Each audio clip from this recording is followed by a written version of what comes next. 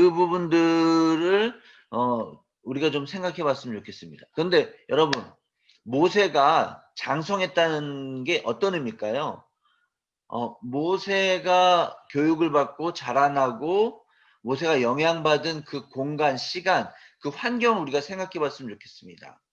거기가 바로 그 당시 최고의 제국주의의 본산인 이집트 바로 왕의 궁전이었다는 게 우리가 주목해야 될 부분이라는 겁니다. 모세의 내면에 하나님 나라와 대척점에 있는 제국주의적 생각이 모세 모르게 자리 잡게 되었다는 것에 대해서 우리가 주목할 필요가 있겠습니다. 제국주의를 잘 알게 되면 그 반대되는 하나님 나라가 어떤 것인지 잘 이해될 수 있다고 제가 말씀드렸습니다. 그래서 지금 제국주의에 대해서 다시 한번 잠깐 우리가 좀 정리를 좀 해보도록 하겠습니다. 모세의 내면에 자리 잡은 모세가 교육받은 도대체 제국의 특징이라는 게 뭔가 제가 여기 PPT 만들었는데 잠깐 띄워볼게요.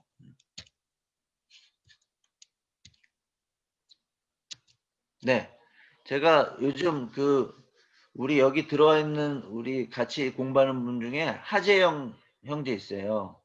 하재영 군하고 동시에 책을 샀어요. 뭐냐면 월터 브루그만이라는 구약학자, 이거 보이십니까? 월터 브루그만이라는 구약학자의 책인 하나님, 이웃, 제국. 월터 브루그만은 구약학자 중에 정말 유명한 사람입니다. 세계적으로 인정받는 미국의 구약학자인데 이분은 구약을 이야기하면서 특별히 제국에 대해서 얘기를 굉장히 많이 했거든요. 이분이 이 책의 서론에 이렇게 썼어요. 제국의 정책과 관행을 특징 짓는 세 가지가 있는데 그건 뭐냐면 착취와 상품화와 폭력이다. 이렇게 얘기하고 있거든요. 제국은 자신들의 나라, 자기의 나라를 온전히 세우고 그것들을 성장시키고 그것들을 지속해 나가기 위해서 어떻게 하냐면 약자의 경제적인 부를 착취해가지고 강자에게 몰아준다는 겁니다. 그래서 제국, 커다란 이집트 제국을 치면 이집트 제국 주변에 있는 나라들은 사실은 굉장히 불안하고 불행하고 힘들었어요. 제국은 큰 사람들이 더 많은 것들을 집중하여 가질 수 있게 하는 그런 특징을 갖고 있는 게 제국주의의 특징이거든요. 약자를 전혀 봐주지 않고 배려하지 않고요. 약자를 짓밟아서 그들의 부를 착취해가지고 자기 것으로 만드는 게 제국의 첫 번째 특징이었다는 겁니다. 두 번째, 제국은 사물과 인간, 사물뿐만 아니라 인간 자체를 상품화했다는 거예요. 그래서 제국에 성행하는 제도가 뭘까요? 노예제도죠, 노예제도. 왜냐하면 제국에 속하지 않는 어떤 사람들을 그냥 이용할 만한 가치가 있는 존재로만 생각했기 때문에 그렇습니다. 그들을 통해서 자신들의 어떤 그런 위치나 자기들의 지위를 공고히 하는 게 제국의 특징이었고, 세 번째, 뭔가 빼앗고 상품화하기 위해서 그들이 어떤 방법을 썼느냐? 폭력을 썼다는 거예요. 네, 그래서 여러분 뭐 여러 제국들이 역사에 있지만 로마 제국이 있지 않습니까? 예수님 당시에 로마 제국. 그 로마 제국이 있을 때 아주 그 당시를 특징 짓는 중요한 단어 중에 하나가 팍스 로마나라는 단어가 있거든요. 팍스 로마나는 라틴어로 뭐냐면 로마에 의한 평화라는 뜻이에요. 팍스가 평화라는 뜻인데 평화는 좋은 거잖아요. 그리고 하나님 나라 사람들은 늘 평화를 갈구하고 평화롭게 살기를 원하고 그것들을 향해서 모든 것들을 집중해서 해야 된다고 생각하잖아요. 그런데 제국에 의한 평화는 좀 달랐어요.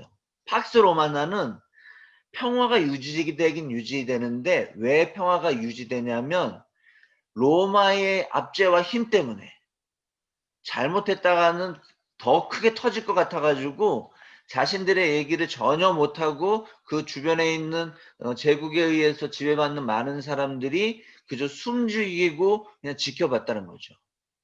이 팍스 로마나는 나중에 어떻게 됐을까요? 당연히 깨지죠. 왜냐하면 팍스 로마나에 속해 있는 그 많은 사람들은 그 팍스 로마나, 그 로마에 의해서 유지되는 평화가 지속되기를 원하지 않았어요. 왜냐하면 자기들이 착취당했고 여전히 착취당하고 있으며 상품화, 노예로 취급받고 그리고 자신들의 자유가 온전히 빼앗긴다고 그렇게 느꼈기 때문에 그들은 그 평화를 계속해서 로마와 함께 누리기를 원하는 것이 아니라 언젠가 틈이 생기면 언젠가 기회가 생기면 이 평화를 깨어버릴 것이라는 그런 생각을 가지고 있었다는 것이죠.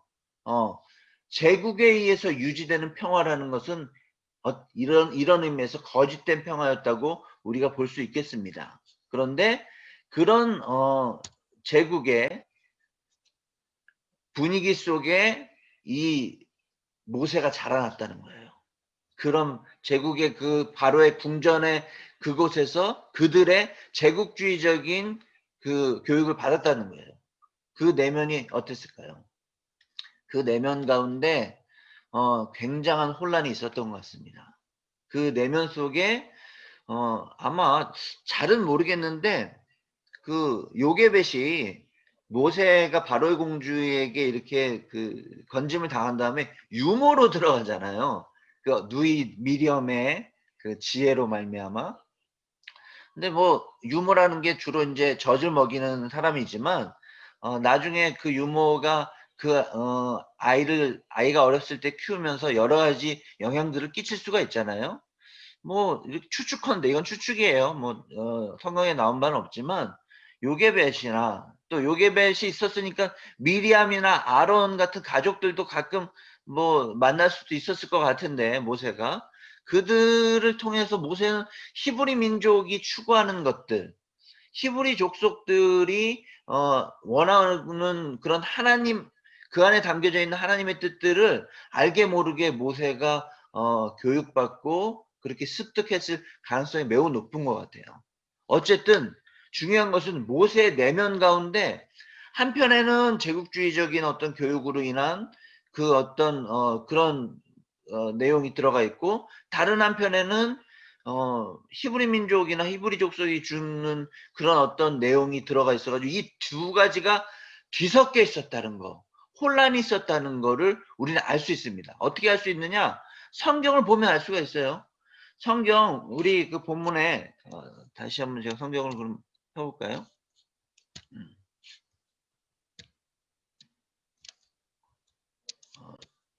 잠시만요. 성경 본문에 보면 11절에 이렇게 쓰여져 있잖아요. 모세가 장성한 후에 한 번은 자기 형제들에게 나가서 그들이 고되게 노동하는 것을 보더니 그리고 애굽 사람이 히브리 사람이 자기 형제 치는 것을 보고 뭐 이런 내용들이 11절에 나오잖아요. 아, 여기 이런 표현이 나와요. 자기 형제들에게 나갔다. 아, 모세는 이미 바로의 궁전에서 자랐지만 그의 내면 속에는 자기가 히브리 사람이라는 그 정체성이 있었다는 거예요. 그리고 히브리 사람들이 겪는 어려움이 어떤 것인지를 분명히 들었을 거예요. 그래서 그 현장에 나가가지고 자기 형제들인 히브리 족속의 사람들이 어떤 일을 당하는지를 살펴보고 싶었던 거죠. 그래서 바로의 궁전에서 자란 왕자의 신분, 공주의 아들로 자랐으니까 왕자의 신분으로서 그러나 그 내면에는 히브리 사람으로서의 정체성을 가지고 히브리 사람들이 노예로서 상품화되어 가지고 고초를 겪는 그 현장 가운데 갔다는 거예요. 가서 봤더니 애굽 사람이 히브리 사람 자기 형제를 막 때리고 뭐 착취하고 압제하는 것들을 눈으로 본 거죠. 그 다음에 어떻게 됐겠어요? 그 내면 가운데 엄청난 분노가 일었다는 것입니다. 모세 안에 있는 이 모세 내면에 있는 이 갈등들이 짐작이 되시나요? 모세는 그걸 보고 화가 나가지고 어쩔 줄 몰라 하는 그런 가운데 12절에 보니까 좌우를 살펴 사람 없음을 보고 애굽 사람을 쳐 죽였다는 거예요. 애굽 사람을 쳐 죽인 거는 모세가 가지고 있는 그 동포애와 동족에 대한 그런 공감이었고 동시에 그가 정의를 실현하는 어떤 영적인 행동을 하고 싶은 그 행동의 발로였던 것이 분명한 것 같아요. 애굽 사람을 쳐 죽여서 뭔가를 이루려고 했다는 그런 앞뒤 정황을 보면, 그런데 그게 사람을 죽이는 것 자체가 아무리 정의롭고 좋은 일이라 할지라도 사람을 죽이려는 무력이나 폭력을 통해서 뭔가를 이루려는 그 자체가 굉장히 그 자신의 그 내면의 양심을 찔렀던 거죠. 그래서 모세는 좌우를 살펴가지고 사람 없음을 보고 애굽 사람을 죽인 다음에 모래 속에 감췄다는 것이죠. 모세 안에, 모세 내면 안에 여러 가지 것들이 뒤섞여 가지고 지금 어 내가 지금 뭘 어떻게 해야 될지를 사실은 모르는 상태였을 수도 있고, 내 인생의 의미가 어떤 것인지 알 수 없는 상태였을 수도 있고, 내가 분명히 그 나의 신분은 이집트 왕자인데 내 눈앞에 나와 똑같은 민족인 히브리 민족이 고초를 당하고 있는 것 때문에 너무나도 마음속에 혼란스럽고 어쩔 줄 모르는 그런 것들. 이집트 제국주의의 교육을 충분히 받은 사람인데 그 교육에서 받은 그런 여러 가지 내용과 자기의 현실 사이에서 일어나는 여러 가지 그 차이와 갭, 그리고 거기서 나오는 괴리들로 인해서 모세가 어쩔 줄 모르는 모습들이 출애굽기 11장 12 출애굽기 2장 11절하고 12절에 나와 있는 것을 볼 수가 있습니다. 그럼에도 불구하고 모세는 애굽 사람을 쳐 죽였어요. 이때에 이 쳐 죽인 다음에 모세의 마음속에 자리 잡게 된 거, 가장 크게 자리 잡게 된 게 뭘까요? 저는 영웅심이라고 생각들어요. 영웅심. 모세는 아마 그 일을 한 다음에 여러 가지 혼란들을, 자기 마음속에 내면 속에 있는 혼란들을 극복하고 싶은 그런 마음이 생겼을 거예요. 그리고 그것들을 정리한 다음에 스스로의 정체성을 온전히 세우고 싶은 생각이 들었겠죠. 그때 모세는 나는 그래도 영웅이다라고 생각했을 것 같아요. 왜 영웅이냐면 정말 부당하고 말도 안 되는 일을 당하는 히브리 민족, 자기와 동족인 히브리 민족을 돕기 위해서, 그들을 대변하기 위해서, 그들의 편에 서기 위해서 애굽 사람을 쳐 죽였잖아요. 그러니까 굉장한 애국지사일 거라는 생각이 들 수도 있고, 자기가 적어도 히브리 사람들에게는, 같은 동족에게는 정말로 영웅 취급당할 만한 그런 일을 했다고 스스로 자부했을지도 모르겠어요.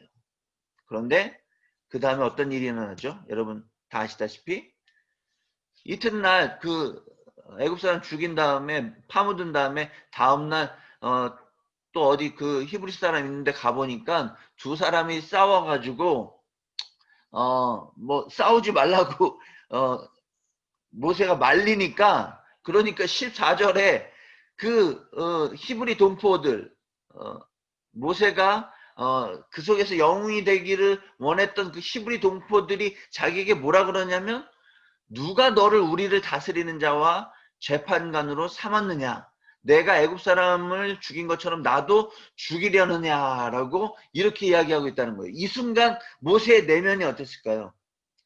자기가 스스로 세웠던 자기 정체성인 난 영웅이야, 나는 정의로운 일을 했어, 나는 대단한 일을 했어, 나는 이집트 왕자로 불리는 사람이지만 내 동포인 나의 가족과 같은 히브리 사람을 위한 정당한 일을 했어라고 스스로 생각하고 있는 모세를 향해서 히브리 동포가, 히브리 민족이 직격탄을 날리는 거죠. 너 지금 뭐 하는 거냐, 우리한테 와서? 너 어제 사람 죽인 것처럼 우리도 죽이려고 그러느냐? 하고 히브리 사람들이 모세에게 이야기했다는 거예요. 이 순간 모세의 내면이 어떤 일이 벌어졌을까요? 아마 제가 생각할 때는 모세가 가지고 있는 거의 대부분의 자아가 완전히 무너졌을 거라는 생각이 듭니다. 참 어떻게 보면 뭐랄까, 이때의 모세의 마음이라는 거 저는 사실은 굉장히 좀 이해가 되었어요. 왜냐하면 모세의 인생을 살아가면서 그동안 지금 한 40살쯤 된 것 같은데 40년을 살아오면서 그가 끊임없이 아마 자기 자신에게 질문했을 것 같아요. 내가 누굴까? 나는 어떤 사람일까? 나는 이집트 사람일까? 아니면 나는 히브리 사람일까? 나는 무엇을 보고 나가야 되지? 나는 어디를 향해서 가야 되지? 내 내면에 어떤 것들이 만들어져야 내가 평안을 갖고 또 평화를 얻고 그리고 비전을 가지고 삶을 제대로 보람있게 살아갈 수 있을까라고 모세가 그렇게 질문했을 것 같습니다. 여러분, 이 모세 안에 내면에 있는 혼란, 이 모세 안에 이 내재되어 있는 여러 가지 그 모세 안에 있는 뒤죽박죽되고 어찌할 수 없는 이런 그런 많은 그런 내면 속에 있는 이런 모습들 우리 모두가 우리의 인생 가운데 겪는 어떤 그런 과정과 모습이 아닐까라는 생각을 하게 됩니다. 여기서 이거를 지금 이 모세의 이 심정과 마음을 조금 더 잘 이해해 보기 위해서 제가 노래를 하나 여러분들하고 들어보려고 그래요. 여기 허윤정 자매님 오셨는데 허윤정 자매님이 그 페북에다 올린 그 G.O.D 길을 그 비긴 어게인이라는 그런 프로에서 가수들이 부른 그 장면이 있거든요. 제가 그걸 보고 이걸 가지고 모세의 마음을 조금 더 좀 이해할 수 있겠다 하는 그런 생각을 제가 가졌었는데 그 부분들을 한번 우리가 함께 좀 살펴보도록 하겠습니다. 잠시만요.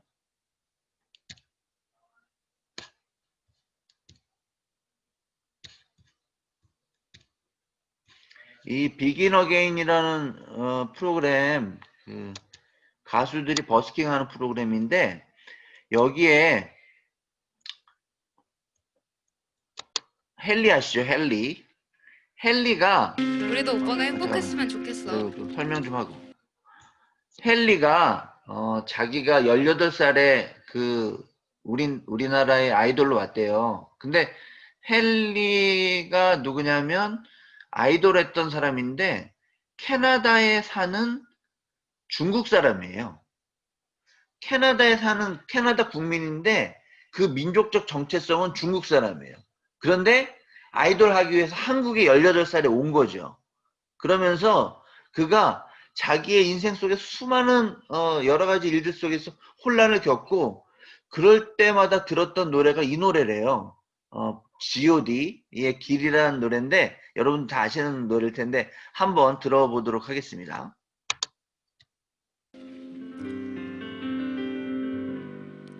그래서 제가 항상 생각하는 거 내가 가는 이 길이 어디로 가는지 어디로 날 데려가는지 그곳은 어딘지 알 순 없지만 오늘도 난 걸어가고 있네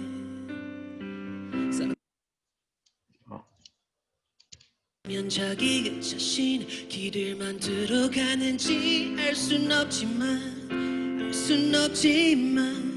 이렇게 또 걸어가고 있네 나는 왜 이 길에 서 있나 이게 정말 나의 길인가 이 길의 끝에서 내 꿈은 이루어질까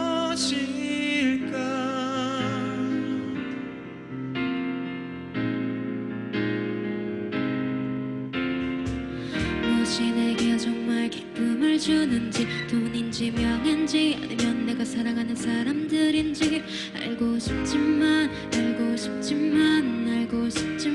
아직도 답을 내릴 수 없네 자신 있게 나의 길이라고 말하고 싶고 그렇게 믿고 돌아보지 않고 오해도 하지 않고 걷고 싶지만 아직도 나는 자신이 없네 나는 왜 이 길에 서 있나 이게 정말 나의 길인가 이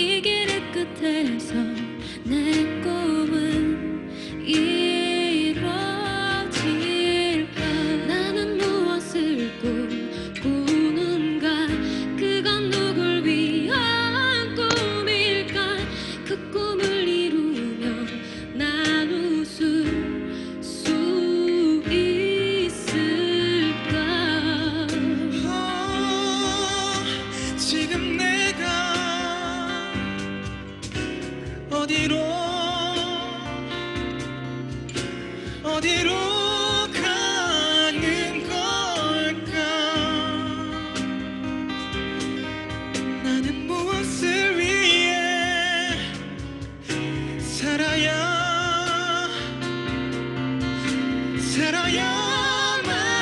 하는가? 나의 길에 서 있는 이게 정말 나의 길인가? 이 길의 끝에서 내 꿈은 이루어질까? 나는 무엇을 꿈꾸는가? 그건 누굴 위한 꿈일까? 그 꿈을 이루면 난 웃을 수 있을까? 나의 길에 서 있나? 이게 정말 나의 길인가? 이 길의 끝에서 내 꿈은 이루어질까? 나는 무엇을 꿈꾸는가? 그건 누굴 위한 꿈일까? 그 꿈을 이루면 난 웃을 수 있을까?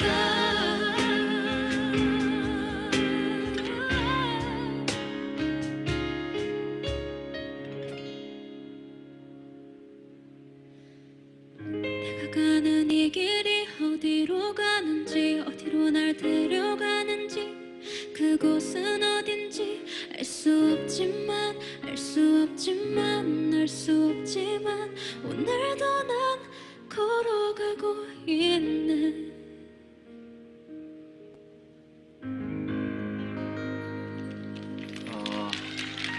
이게 끝났는데 요 끝나고 아주 인상적인 장면이 제가 있어가지고 조금 더 보고 있거든요. 이 노래도 중요하지만 요 노래 끝에 와, 왜 안 불렀어요? 이 지금 크러쉬라는 아주 유명한 오빠 가수인데 들으면서 되게 감정이 막 올랐나 봐요. 이러다가 같이 원래 부르는 건데 왜? 요거 좀 왜 봤으면 그래 좋겠는데 오빠? 오빠 왜 왜 그래? 막 그래 울어. 진짜요? 크러쉬라는 사람이 막 울고 있어요 지금. 그러면서 안 하잖아. 갑자기 막 그래요? 눈물이 터져가지고 어쩔 왜 줄을 울어? 몰라요. 자, 여기까지만 하고 이거 뭐야? 안 퍼지네? 잠깐만요. 이거 어떻게 해야 되지?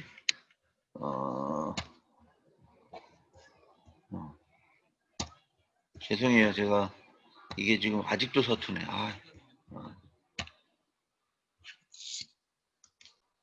네. 요거 잠깐 설명을 드리면 크러쉬가 왜 우냐면 원래 그 버스킹 중간에 크러쉬도 같이 노래를 불러야 되는데 노래를 부르지 못할 정도로 감정이 북받쳤나 봐요. 그래서 막 울었어요. 왜 울었냐면 나중에 인터뷰를 들어보니까 그 헨리의 마음이 너무나도 이해가 됐다는 거예요. 18살에 부모를 떠나서 캐나다에 사는 중국인인데 한국에 와서 자기의 인생의 꿈과 비전을 위해서 애쓰고 노력하는데 그의 마음속에는 어떤 마음이 드냐면 내가 가는 이 길이 어디지? 나는 지금 어디로 데려가지고 있는 것이지? 나는 내가 사는 인생의 의미가 뭔지 하나도 모르겠는데 나는 그냥 길을 걷고 있네. 그냥 걸어가고 있네. 다른 사람들은 길이 정해져 있을까? 다른 사람들의 인생의 의미라는 것이 그들에게 분명할까? 돈이 중요할까? 명예가 중요할까? 아니면 내 주변에 있는 사랑하는 사람들과의 관계가 중요할까? 잘 모르겠는데 하는 뭐 이런 노래들이 불려지니까 크러쉬가 헨리가 너무 뭐랄까 그 마음이 그 느껴져가지고 울음이 터졌을 뿐만 아니라 본인도 나 지금 가수로 너무나도 잘 살고 있긴 한데 최고의 인기를 끌고 있는데 그런데 요즘 코로나라 모든 공연이 취소되고 그래서 나는 꽤 잘 살 줄 알았는데 나의 삶의 기반 자체가 흔들리고 있는 이런 상황 속에서 나는 지금 인생을 제대로 살고 있는 건가? 내 인생의 의미가 무엇인가? 뭐 이런 생각이 막 복합적으로 일어나면서 크러쉬에 눈물이 터졌다는 거예요. 저도 눈물이 터지진 않았지만 쭉 나오더라고요. 여기 저랑 재영이만 빼놓고 나이가 다 비슷하잖아요. 근데 저도 저 아직도 헷갈려요. 인생이 뭔지 잘 모르겠어요. 제 내면에 자리 잡고 있는 것이 내가 목사라고 얘기하지만 내가 크리스찬이라고 얘기하지만 크리스찬다움이 목사다움이 내 안에 있나? 내 속에 여전히 제국주의적 생각이 뒤섞여 있다. 내 안에 역시 다른 사람과 똑같은 욕망과 욕구가 내 안에 있어서 내가 이루고자 하는 것. 하나님께서 원하시는 게 아니라 내가 하고 싶은 어떤 그런 것들이 계속해서 내 안에서 꿈틀거린다는 것을 부인할 수가 없습니다. 여러분 어떠세요? 여러분의 내면은 어떠십니까? 모세 같지 않으세요? 또 헨리 같지 않으십니까? 더군다나 코로나 상황, 정말 전대미문의 그 사태가 벌어지고 있는 이 상황 속에 여러분의 내면은 어떠십니까? 근데 여러분 너무나도 재밌는 게 이런 식의 혼란과 어려움이 있을 때 우리의 내면 속에 이런 그런 우리가 감당할 수 있는 어떤 무언가가 어두운 것들이 있을 때 하나님의 빛이 비춰진다는 거예요. 그 어둠 속에서 비로소 하나님의 빛이 반짝이면서 빛이 비침을 드러내준다는 것. 그것이 오늘 우리가 생각해야 될 가장 중요한 포인트인 것 같습니다. 우리 모두는 그런 경험이 있을 거라 생각이 드는데 저는 그랬어요. 하나님 진짜로 살아계신 하나님 만나기 전에 저의 내면 속에 가장 큰 혼란과 가장 큰 어떤 내면의 전환이 일어났었던 것 같습니다. 제 속에 제 안에 그런 내면의 전환이 일어날 수 있었던 이유는 뭘까요? 그거는 내가 그동안 믿고 있었던, 내가 생각하고 있었던, 내가 뒤쫓고 있었던 나의 자아가 만들어 놓은 그 엄청난 성과 그 기반이 무너져 내렸기 때문에 비로소 거기에 하나님께서 들어오실 어떤 그런 것들이 생겼다는 것이죠. 여러분, 하나님은 우리 내면에 모시려면 우리 내면을 먼저 비워야 됩니다. 제가 요즘 우리 집 살림에 한 3분의 2 정도 하는 것 같아요. 네. 제가 원래 살림을 좀 예전부터 좀 가끔 했는데 요즘 좀 더 합니다. 왜냐하면 제가 존경하는 아내님이 주로 바깥 일을 하시기 때문에 제가 내면 일을 많이 해요. 근데 살림할 때마다 제가 느끼는 게 있어요. 살림이라는 단어가 재밌지 않아요, 여러분? 일단 살린다는 뜻이 생명을 살린다는 뜻이잖아요. 우리가 매일 집에서 하는 이 살림이라는 게 우리의 생명을 영위하기 위한 그런 활동이 매일매일 우리 일상에서 이루어지고 있는 게 그거 살림인데 그거가 제대로 안 되면 우리가 살 수 없을 그런 거죠. 사실은 매일 일어나는 작은 일이기 때문에 우리가 별거 아니라고 생각할 수 있지만 살림을 꼼꼼히 들여다보면 살림 속에 일어나는 그런 어떤 연속적인 여러 가지 절차들이 없이는 우리가 제대로 살 수 없다는 건데 제가 살림을 하면서 이런 깨달음이 들었어요. 뭐냐면 살림은 비움과 채움의 연속이다. 여러분 살림 생각해 보세요. 치우고 채우고 치우고 채우고 치우고 채우고의 연속이에요. 아침에 일어나서 이불 치우고 이불 채운 거 이불 벽장 안에 채우고 그 다음에 뱃속에 비어져 있는 치워져 있는 것을 밥으로 채우고 밥을 채우려면 그릇은 다시 치워지고 그거 다 먹은 다음에 치워가지고 설거지하고 뭐 다시 채우고 치우고 이런 게 생명에 있어서 중요한 게 비움과 채움이 치움과 채움이 연속이 돼야 된다는 거잖아요. 그런데 재밌는 거는 채워지기 전에 비워지는 게 먼저라는 거예요. 우리 안에 우리가 하나님 원하시는 그 살림, 그 생명을 영위하기 위해서 우리 안에 이루어져야 될 것이 무엇이냐면 비움, 자기 부정, 자기 부인 이런 것이 먼저 일어나야 된다는 것입니다. 근데 모세에게 지금 그것이 일어나는 순간이었다는 거예요. 자기 비움이 일어나는 순간이었다는 거예요. 어떻게 자기 비움이 일어났을까요? 어떻게 자기 부정과 자기 부인이 일어났을까요? 그동안 자기가 생각하는 그 견고하고 굉장한 것이라고 생각되는 것들이 정말 별거 아니었다는 것이 인정되는 순간 자기의 내면이 비워지고 그것들이 부정되는 그런 일이 모세에게도 일어나고 우리에게도 일어나는 거 아니겠습니까? 여러분, 여러분의 내면 가운데 자기 비움, 자기 부정의 그 놀라운 축복이 시작되기를 주님의 이름으로 축원합니다. 여러분 속에 있는 것들이 온전히 여러분 뭐 어떤 건 정말 아까운 거 있을 거예요. 내가 너무나도 애써가지고 내 속에 이렇게 구축해 놓은 그런 여러 가지 것들, 그런 것들이 여러분을 그동안 지탱하고 있었다 할지라도 여러분 속에 하나님이 보내주신 어떤 것을 채우기 위해서 여러분의 안의 것을 비워야 된다는 것을 여러분 잊지 마시기 바랍니다. 근데 저는 제가 24살, 5살 됐을 때 그때 그 자기 부음의 강렬한 체험이 있었거든요. 그리고 그 다음에 예수님을 영접하고 신앙을 하고 목사를 해서 여기까지 왔지만 솔직히 고백하는 건 뭐냐 하면 여전히 내 안에 내가 만들어 놓은 어떤 걸로 계속 나를 채우고 있다는 거예요. 그리고 하나님의 제대로 된 것들을 하나님이 주시는 그런 어떤 선물 같은 그런 은혜들을 안에 채우기 위해서는 내 안의 것들을 비워야 된다는 거예요. 그 과정들을 계속해서 우리 안에 우리의 현재 우리가 크리스찬이 됐음에도 불구하고 우리의 삶 속에서 우리 일생 속에서 그런 것들이 이루어 나가지 않을 때 우리 안에 여전히 부정적인 것들, 잘못된 것들, 어두운 것들, 제국주의적인 것들이 우리 안에 자리 잡아서 주님 오셔가지고 채워놓을 그런 어떤 공간들을 만들지 그 공간을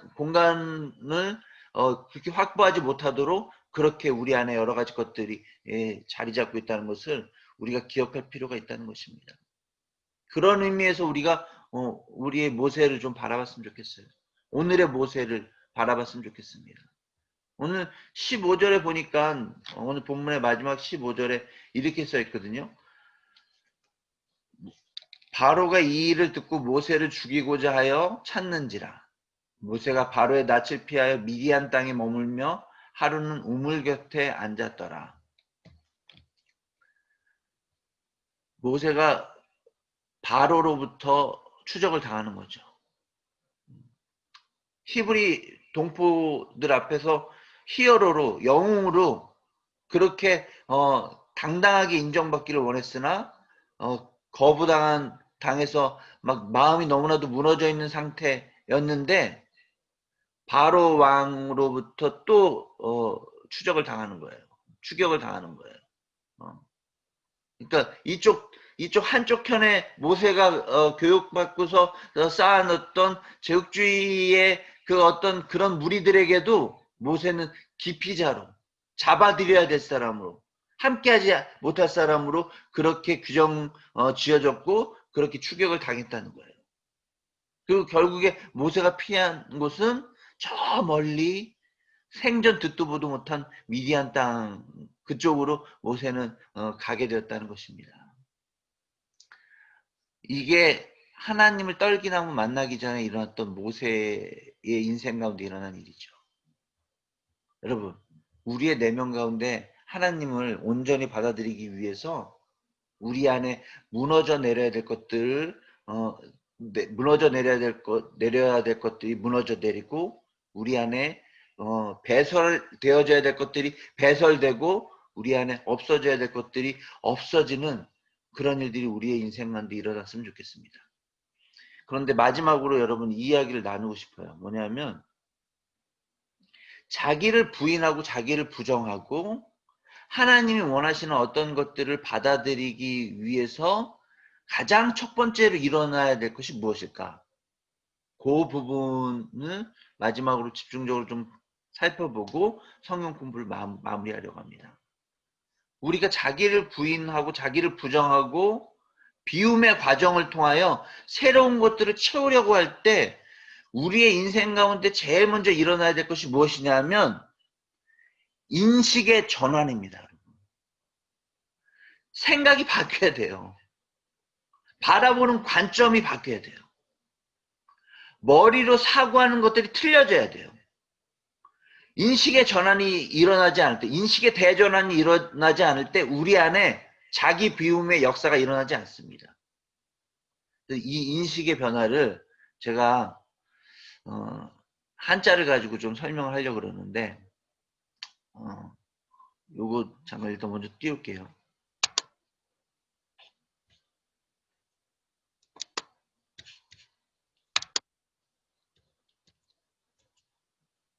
이건데 여러분 이거 많이 보셨죠? 산은 산이요 물은 물이로다. 이거 불교 얘기예요. 제가 불교 얘기할 때 걱정되는 게 어떤 분들은 제가 불교 얘기를 하면은 좀 시험에 드신다고 그러더라고요. 아니 성경 얘기하는데 왜 불교에서 뭘 자꾸 끌어다가 얘기하고 동양 사상에서 뭘 끌어다가 자꾸 이야기하느냐. 여기에 대해서 일단 제가 좀 잠깐 말씀을 드리려고 그래요. 뭐냐면 우리는 동양 사람이잖아요, 여러분. 그래서 동양 사람에게는 동양 사람의 언어적 감각과 정서가 있습니다.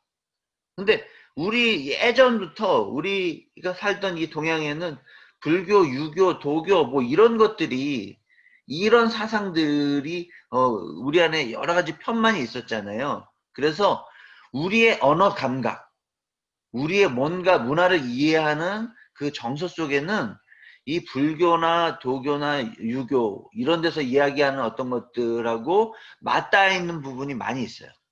그래서 그들과 지향점이 나아갈 방향이 전혀 다르지만 그들의 지혜를 가끔 빌려와야 될 때가 있습니다. 그래서 제가 이런 불교의 얘기라든가 유교의 얘기라는 것들 이런 유학이나 뭐 이런 얘기들을 가끔 한다는 거를 여러분이 좀 이해해 주시고 양해해 주셨으면 좋겠어요. 제가 생각할 때는 자기 비움의 인식의 전환, 자기 비움을 통하여 그리고 하나님께로 나아가는 어떤 그 인식의 전환의 과정을 잘 설명한 게 바로 이 산은 산이요 물은 물이로다 하는 바로 요 불교에서 이야기하는 요 내용인 것 같아요. 성철 스님이 얘기했죠. 자, 보통 대부분의 사람들은 아니 사실 거의 모든 사람이 대부분 뭔가를 인식할 때 뭔가를 바라볼 때 1단계에 머물러 있대요.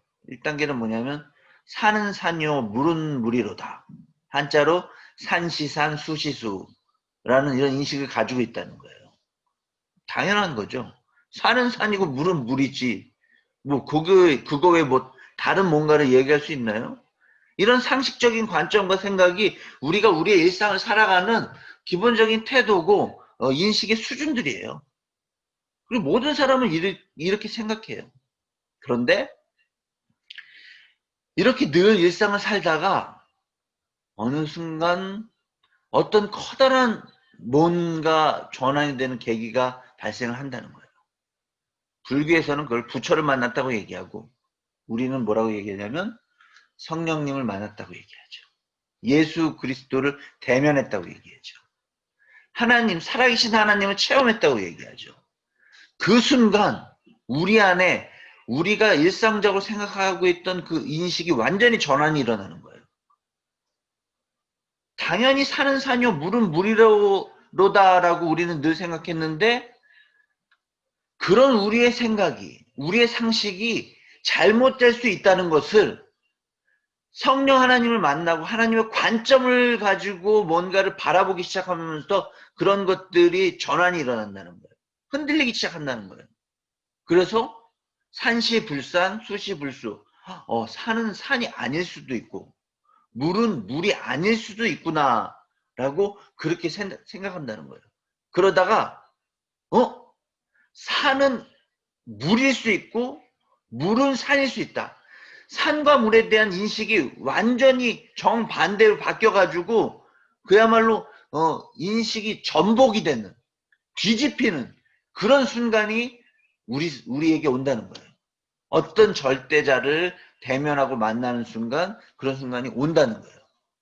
여러분들이 예수 그리스도를 주로 고백하고 하나님의 존재를 그 자체로 인정하고 성령과 함께 할 때만이 내가 구원받고 내가 온전한 생명을 얻을 수 있다라고 생각하는 그 순간이 바로 이 순간이라는 겁니다.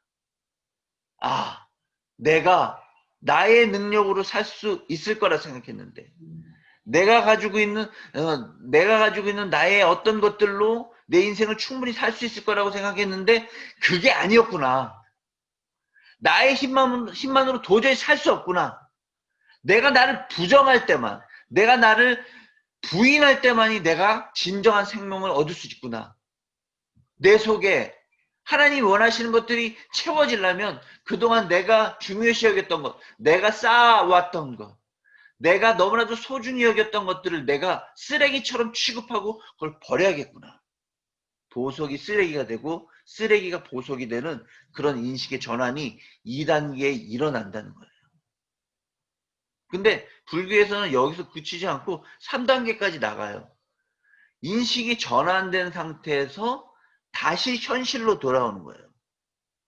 그때의 산을 봤을 때 그리고 물을 봤을 때 그 산과 물은 이전과 다른 산이고 이전과는 다른 물이다.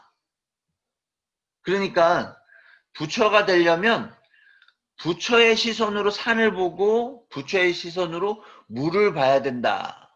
그것이 참으로 부처가 되는 중요한 인식의 전환이다라고 불교에서는 이야기하고 있다는 것입니다. 자, 그런데 여러분, 우리 크리스찬은 여기서 이 3단계에서 그저 산은 산이요 물은 물이로다 하는 이 단계에서 우리의 인식은 어떻게 변해야 되느냐? 여기 기독교적 인식이라고 써있죠.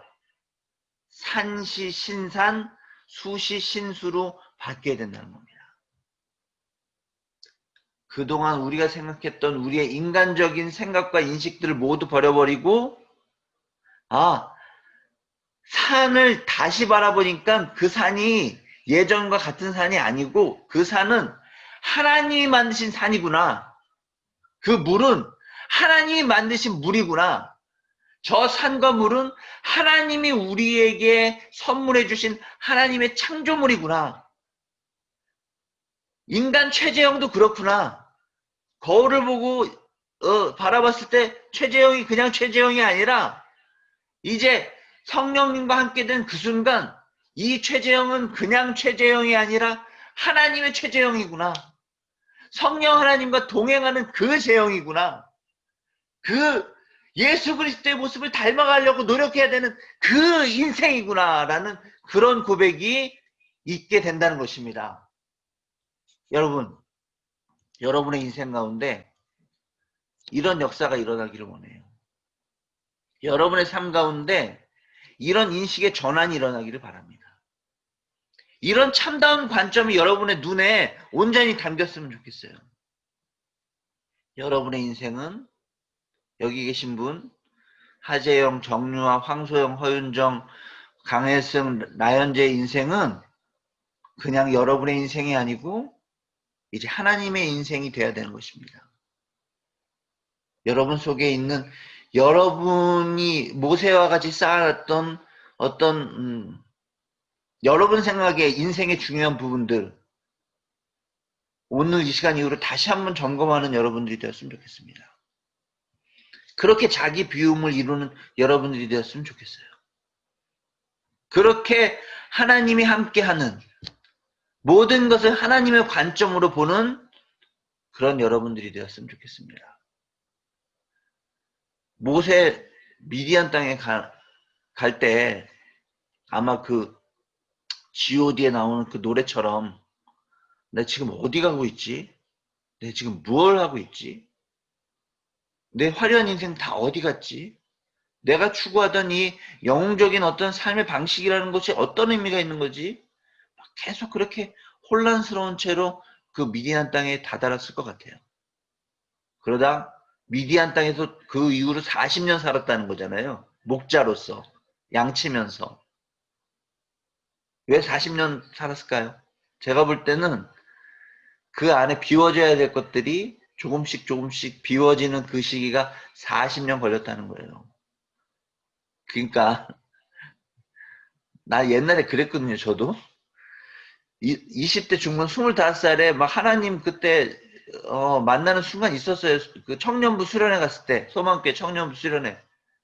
그 기억이 나요. 청년부 수련회 제 기억으로 93년도 8월 3일 밤 한 8시, 9시쯤 기도회 하는데 갑자기 인간 최재형 넌 진짜 나쁜 새끼야 라는 깨달음이 저한테 확 오면서 30분 동안 엄청나게 울었어요. 정말 엄청 울었어요. 그때 말도 못 이건 도대체 왜 이런 일이 벌어지지 속으로 의아해하면서 막 울면서 왜 울었냐면 그동안 했던 저의 그 잘못된 그 삶의 관행과 그 버릇과 그런 것들이 내 머릿속에 주마등처럼 계속 지나가니까 울지 않고는 견딜 수 없겠더라고요. 막 울었어요. 그리고 예수님을 만난 기쁨을 그다음부터 누린 거죠. 그때 막 제 친구들 그때 선후배들 저랑 같이 성경 공부 반했던 사람들 알거든요. 제가 막 진짜 날라다녔어요. 저는 그때 제 인생의 모든 게 다 해결될 줄 알았어요. 그런 어마어마한 일을 경험을 하고 그때 그 경험대로 인생을 계속 살아갈 줄 알았거든요. 근데 아니에요. 여전히 비워야 될 것들이 계속 내 안에 내 욕심으로 채워지고 여전히 잘못된 생각들이 내 머릿속에 자리 잡게 되고 여전히 나를 충동질하는 그런 여러 가지 제국주의적 또는 신자유주의적 자본의 논리 그리고 이웃 사람들을 나는 뭐 착취 안 한다고 생각하는데 가만 보니까 착취할 때도 있더라고요. 이웃 사람의 것들을 빼앗아 가지고 내 것으로 만들고 이 코로나 시대에 살아나는 게 어떻게 될까? 이웃과 연대를 생각하기보다는 각자 도생을 떠올리는 그런 제 자신의 모습을 바라보게 된다는 것입니다. 그래서 그런 의미에서 전 여전히 미디안 광야에 있는 것 같고 모세는 하나님의 그 놀라운 하나님의 비전과 사명을 받기 전에 미디안 광야에서 자기 안에 있는 쌓였던 것들을 이렇게 비워가는 그런 삶을 그런 과정을 겪어 나갔다는 것이죠. 여러분 사도 바울도 그러잖아요.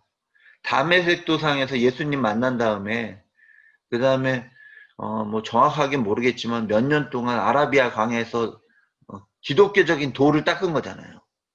수도승처럼. 그리고 돌아와서 우리가 보는 그 엄청난 선교사로서의 삶을 살아가는데 사도 바울이 뭐라고 고백하죠? 나는 날마다 죽노라. 아, 사는 게 너무 곤고하다. 사도 바울 안에도 자기 비움의 그 과정이 끊임없이 필요했다는 것이죠. 이 시간 우리 모두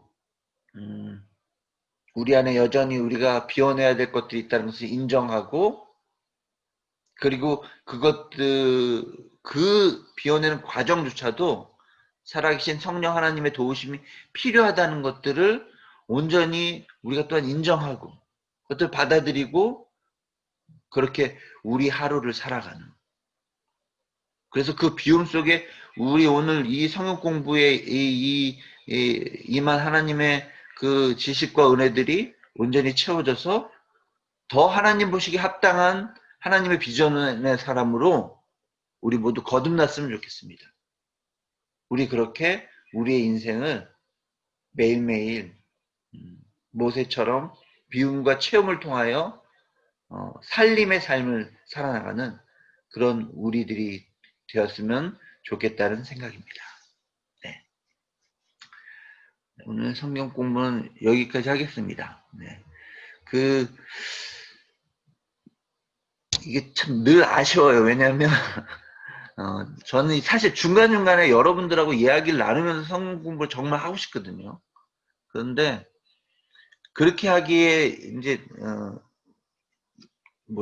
이런 과정들이 코로나로 줌을 통해서 하는 것들이 여러 가지가 있을 거잖아요. 그런 과정들이 우리를 너무 피곤하게 할 수 있기 때문에 이 성경 공부 과정도 그런 것 중에 하나이기 때문에 제 욕심을 부리지 않으려고 생각하고 있고 지금 딱 1시간 됐네요. 이 1시간에 그냥 성경 공부를 깔끔하게 마치려고 합니다. 네. 오늘 함께 해주셔서 너무 감사하고요. 바람이 있다면 다음 주에도 뵈었으면 좋겠습니다. 네. 감사합니다. 또 뵙도록 하겠습니다.